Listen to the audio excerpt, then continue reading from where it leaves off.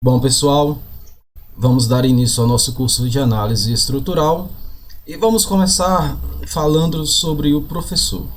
Meu nome é Léo Décio, sou engenheiro mecânico graduado pela Universidade Federal do Rio Grande do Norte. Atuo em projetos nas diversas áreas da engenharia mecânica, mas o foco sempre foi no projeto de estruturas metálicas. O curso ele é todo voltado ao cálculo, né, o cálculo das estruturas, a determinação das formas mais apropriadas de estruturas, a determinar os esforços nessas estruturas e projetar a partir daí uma estrutura que atenda às necessidades do cliente, né, a necessidade para o qual essa estrutura está sendo projetada. Teremos como base, teremos como fundamento dois livros para esse curso. O primeiro é a análise das estruturas do Hibbeler e o segundo é o Fundamentos da Análise Estrutural do Kenneth M. Leach. Bom, quando projetamos uma estrutura, precisamos nos preocupar com a segurança, com a estética e com a funcionalidade dessa estrutura. Mas devemos também levar em consideração as restrições econômicas e ambientais. E isso exige vários estudos independentes com soluções diferentes até que se encontre uma forma estrutural apropriada. Definida a estrutura, esta deve ser analisada para assegurar que ela tenha a rigidez e resistência necessárias. E para isso precisamos determinar as cargas que atuam sobre a estrutura e ver como essas cargas vão agir em cada elemento da estrutura. E a partir dessa primeira fase, nós vamos identificar quais elementos eles atendem ao carregamento e quais os elementos que não atendem, e substituir os elementos que não atendem por outros. Ao substituir esses elementos, novas cargas virão, novas cargas serão acrescentadas, porque geralmente os novos elementos são mais pesados e nós temos que levar em consideração esse peso extra. Feito isso, nós faremos uma nova análise e o processo se repete continuamente até que se chegue ao ponto de convergência, onde as cargas e os elementos estruturais eles se combinem e eles atendam, os elementos atendam o carregamento sobre a estrutura. É importante o engenheiro estrutural reconhecer os vários tipos de elementos que compõem uma estrutura e ser capaz de classificar as estruturas quanto à sua forma e função. Esses elementos, alguns deles que nós iremos tratar agora nessa aula, são os tirantes, vigas e colunas. Outros elementos serão acrescentados à medida que o nosso curso avançar. Então, vamos lá. Tirantes. Os tirantes são membros estruturais sujeitos a uma força de tração. Na figura nós vemos dois tirantes suportando um tanque, parecer um tanque, e essa figura ela mostra muito bem uma situação.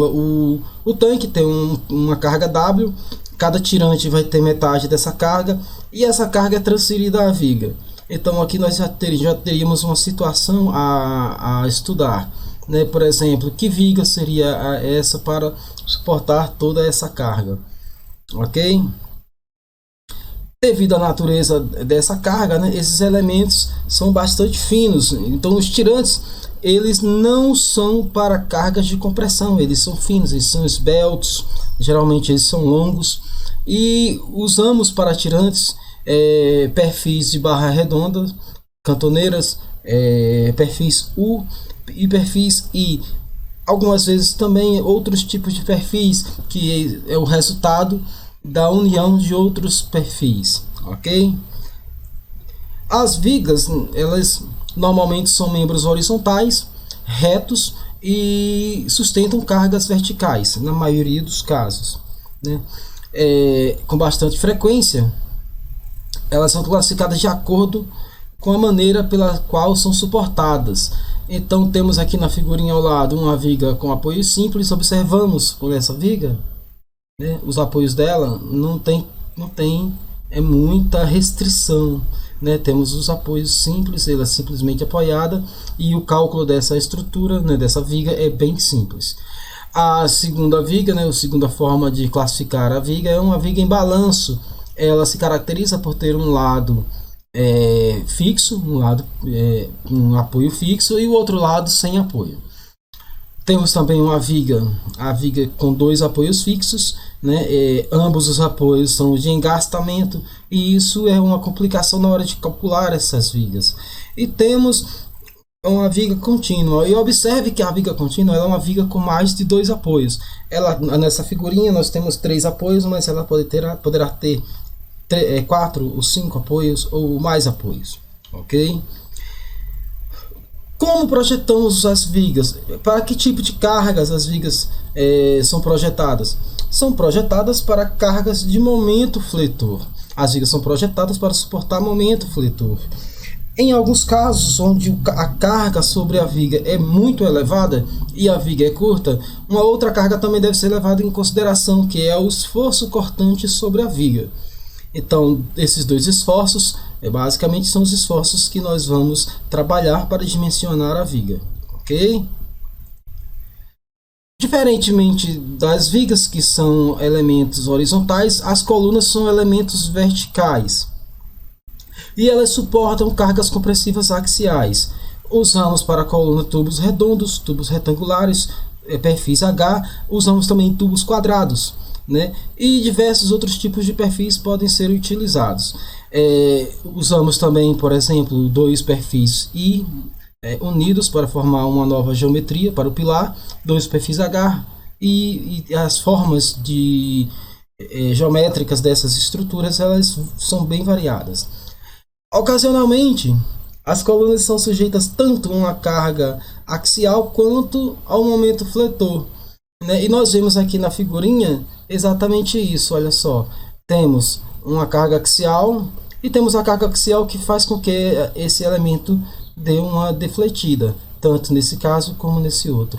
Veremos que a forma como esses elementos são apoiados, suas extremidades, variam a forma como ela vai defletir. Essa deflexão ela tem um nome específico, né, que é flambagem. Então, nós quando projetamos uma viga, nós trabalhamos para evitar a flambagem. 2 formas de falha são possíveis nesse tipo de estrutura. É uma falha por flambagem, né, e isso acontece quando o seu índice de esbeltez é muito grande. Quando o índice de esbeltez é grande, a barra é esbelta e falhará por flambagem. E quando o seu índice de esbeltez é pequeno, o membro é compacto. Então, a tendência é que ele falhe por escoamento do material. Então, vamos levar em conta esses 2 parâmetros. Geralmente, 3 cálculos são feitos para dimensionar um pilar, né, ou uma coluna. A carga crítica de flambagem no eixo, né, no eixo X, e a carga de flambagem no eixo Y. A que tiver menor momento de inércia, geralmente é o eixo que vai falhar. A outra carga, né, que é a carga de compressão, que vai proporcionar um escoamento do material. Então, devemos comparar os 3 resultados e optar pelo mais crítico, né, aquele que faz a coluna falhar. As estruturas se dividem em tipos específicos, né? Então, a composição dos elementos estruturais e os materiais dos quais eles são compostos é conhecida como um sistema estrutural. Uma treliça é um sistema estrutural, então os elementos eles são dispostos de tal maneira, né, a formar triângulos, e a inclinação desses triângulos ele conta bastante para como essa treliça irá suportar a carga. Se um vão for muito grande, a ideia é que a treliça, né, os seus membros diagonais, que são esses aqui, olha só, vamos passar aqui o cursor em cima, deixa ele aparecer aqui. Então, esses membros diagonais, eles são projetados de forma que a carga atuante neles seja uma carga de tração. Por quê? Porque eu posso colocar aqui um elemento mais esbelto, e esse elemento esbelto ele será mais econômico na hora de construir essa treliça. Bom, as treliças planas elas são caracterizadas assim por terem todos os seus elementos, os seus nós, né, que são os encontros entre os elementos e as cargas atuantes sobre elas, no mesmo plano, né? Então todas as cargas, todos os elementos e todos os nós estão contidos em um único plano. São esse tipo de essa classificação. Quando nós vamos escolher uma treliça? Quando queremos vencer grandes vãos e também quando a altura do elemento ela não é tão importante, não tem tanta restrição quanto à altura. Então quanto maior o vão, maior é a altura da treliça para vencer esse vão. E onde nós usamos com maior frequência esse tipo de sistema estrutural?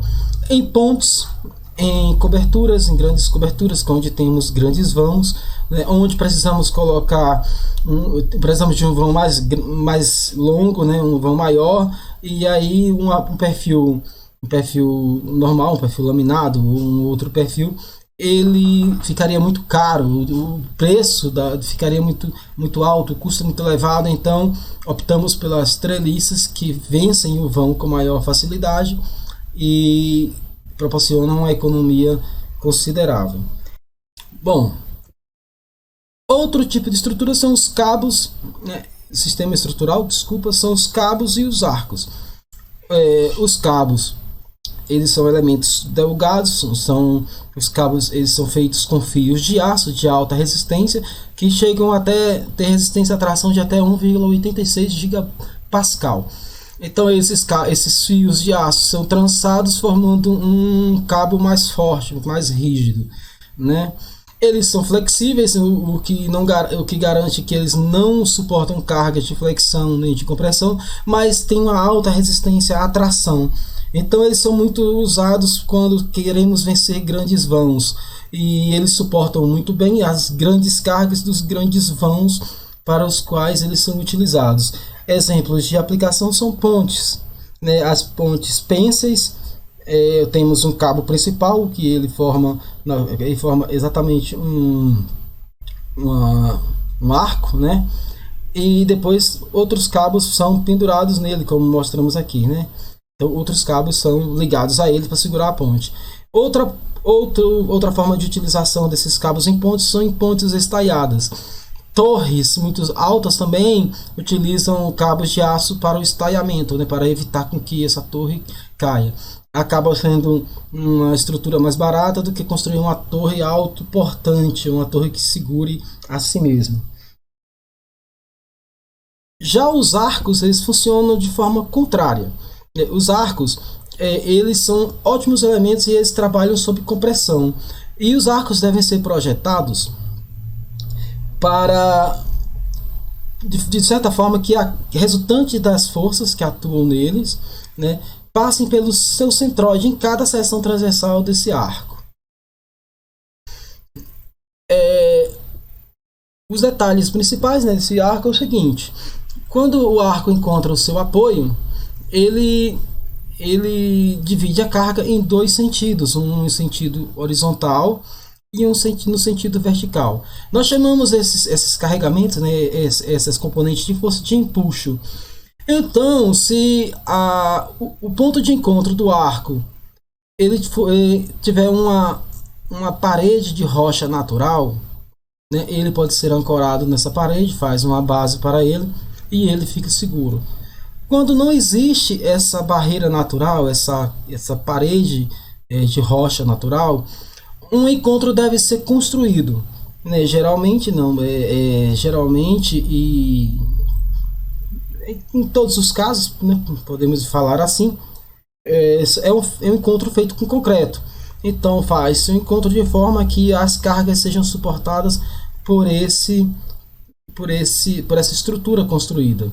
Uma forma de aliviar a carga horizontal, né, no arco é a colocação de um tirante, onde esse tirante vai diminuir a força no sentido horizontal, então ele vai ajudar a segurar o arco, né?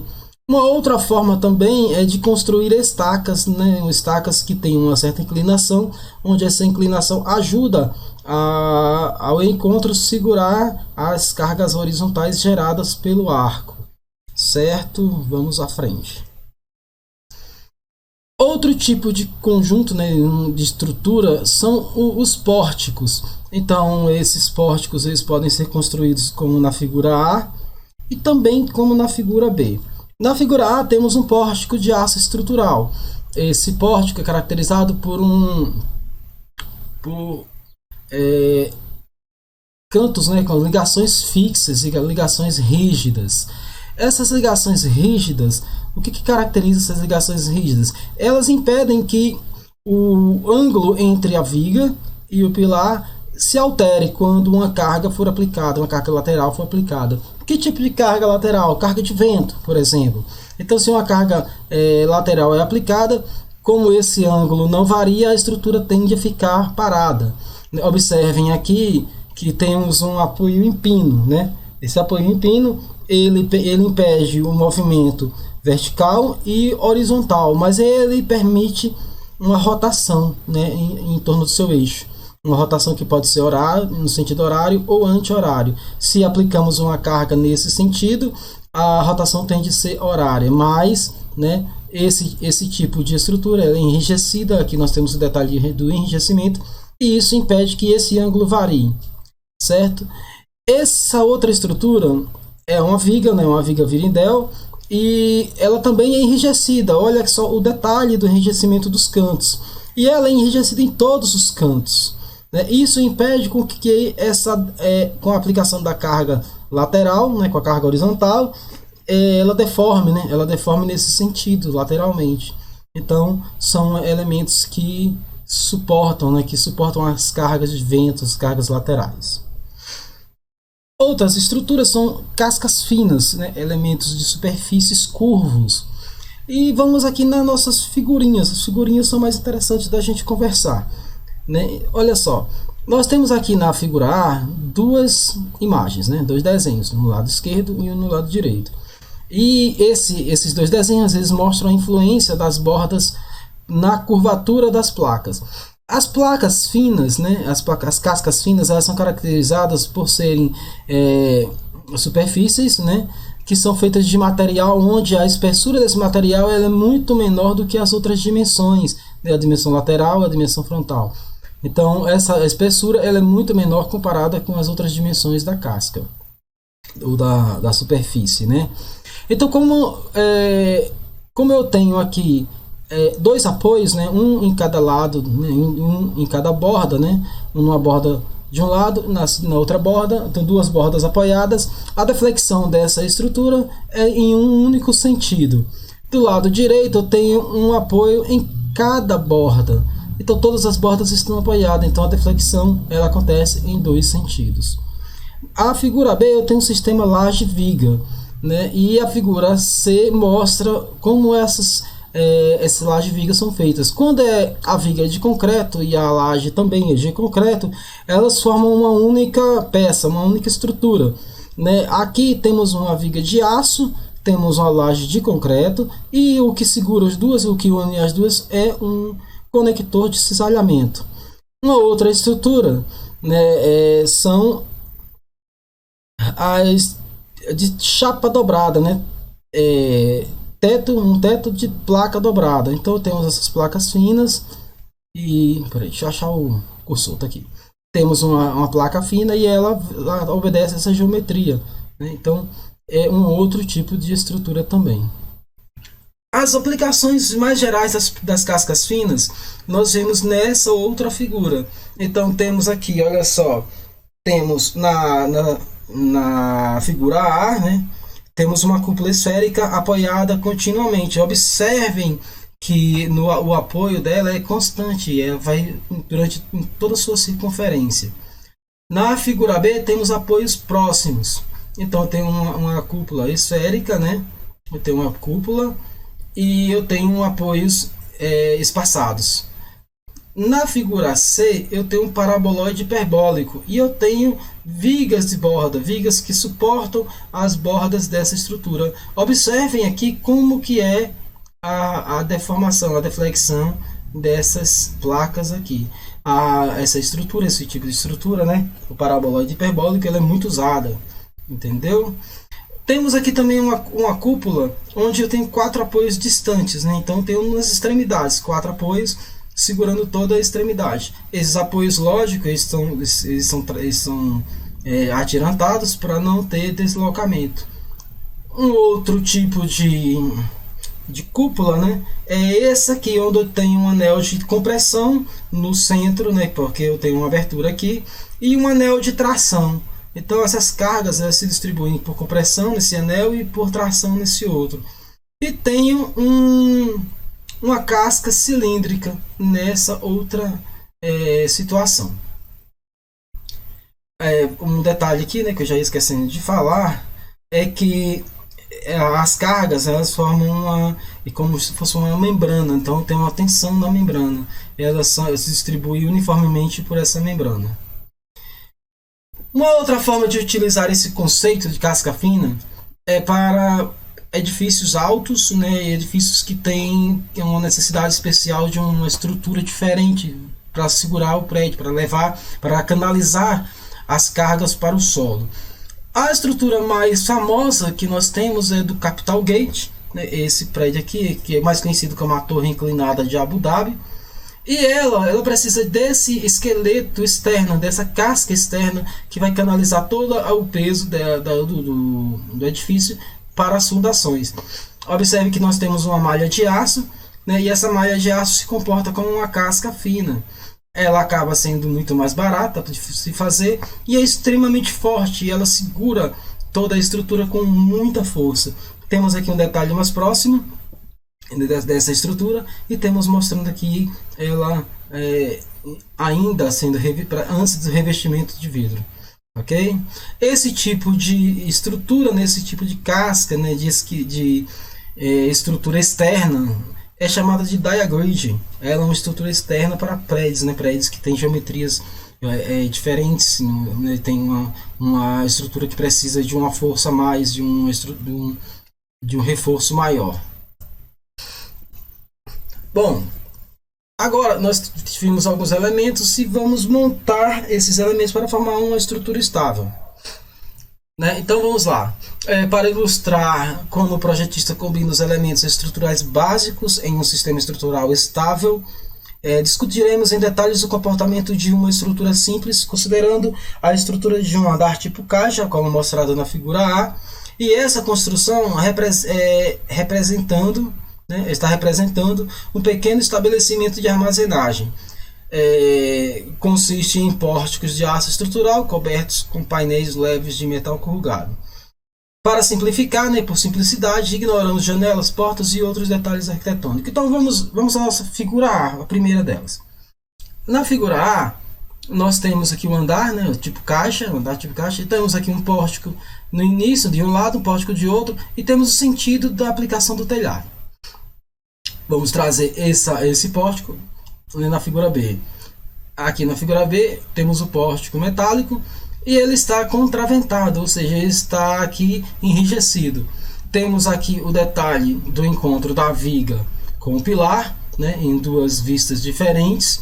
E aqui é o seguinte, vamos analisar um pouquinho aqui. Vamos fazer uma pequena análise, uma pequena deixa do que nós vamos fazer durante todo o nosso curso. A ligação entre viga e pilar é parafusada, ou seja, ela não é uma estrutura rígida, uma estrutura onde, quando aplicada a carga, o ângulo entre o pilar e a viga não se modifica. Então aqui nós podemos tratar essa ligação como ligação por pino. Ligação por pino é um tipo de apoio simples para a viga. Então nós temos a carga W, né, temos o apoio simples nos pilares, e transferimos esse desenho mais simplificado para nossa análise da viga. Então a carga do telhado, essa carga W é composta pela carga do telhado, carga do peso próprio da viga, cargas adicionais, se essa estrutura for em um lugar onde costuma nevar, tem o peso da neve, do gelo. Se for em um lugar onde tem muita poeira, tem o acúmulo de poeira sobre o telhado, e por aí vai. Então o primeiro cálculo é feito. Se a viga não atende, se ela não suporta bem o momento fletor e ela tem uma flecha muito grande, ela tem que ser trocada, então outra viga é escolhida e o peso dela também é acrescentado para fazer os cálculos. Esse processo de cálculo vai se repetindo até que a viga esteja dentro dos parâmetros convencionais, os parâmetros corretos, aceitos, né? Bom, analisado a viga, vamos analisar os contraventamentos. Então eu aplico uma força, digamos uma força de vento, né, na lateral, nessa lateral, uma dessas laterais, né, na lateral esquerda. Então temos a carga P. A carga P tenderá a fazer com que a estrutura gire no sentido horário.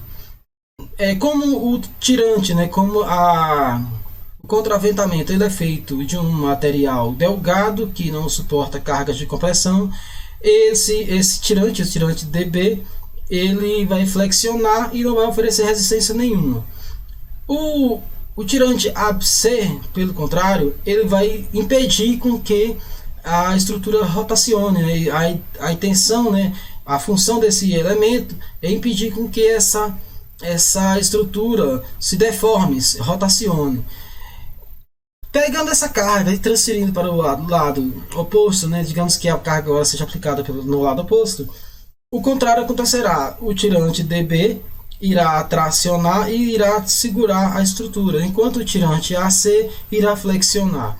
Então, uma estrutura atirantada é natural para dimensionar o contraventamento desconsiderar um dos tirantes devido à aplicação da carga.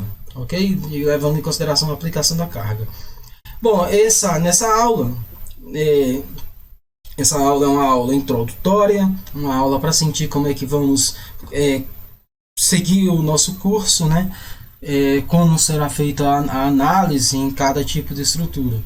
Cada uma dessas estruturas será analisada muitas vezes, de várias formas diferentes, as treliças com várias técnicas diferentes, as vigas com várias técnicas diferentes.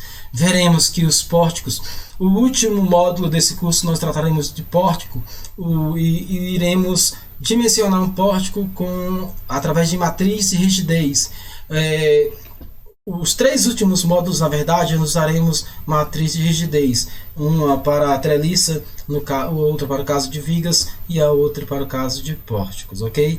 Na próxima aula nós estudaremos as cargas atuantes nas estruturas. Então vamos determinar as cargas, vamos estudar os tipos de carga e na próxima aula nós temos muitas continhas para fazer.